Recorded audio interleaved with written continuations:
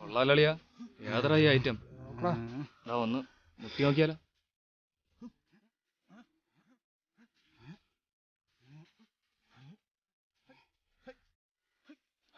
ഈ കുട്ടി എനിക്ക് അറിയാം കേട്ടോ. ഇന്നലെ എനിക്ക് ഡെലിവറി ഉണ്ടായിരുന്നു ആ വീട്ടിൽ. ഒരു രക്ഷയില്ല. ഹലോ ഹലോ അളിയ, നിങ്ങളുടെ ആഗ്രഹങ്ങൾ സഫലമാവാൻ പോവാ കേട്ടോ. ഞാനെല്ലാം പറഞ്ഞ് റെഡിയാക്കിയിട്ടുണ്ട്. അപ്പോൾ നമുക്ക് വൈകുന്നേരത്ത് കാണാം കേട്ടോ. ബാക്കിയൊക്കെ വന്നിട്ട് പറയാം. Okay okay.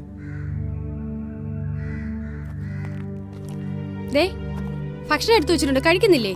നീ എന്നെ കൂടുതലൊന്നും ഊട്ടാൻ നോക്കണ്ട. സമയമാകുമ്പോൾ ഞാൻ കഴിച്ചോളാം. ഊട്ടാ നടക്കുന്നു.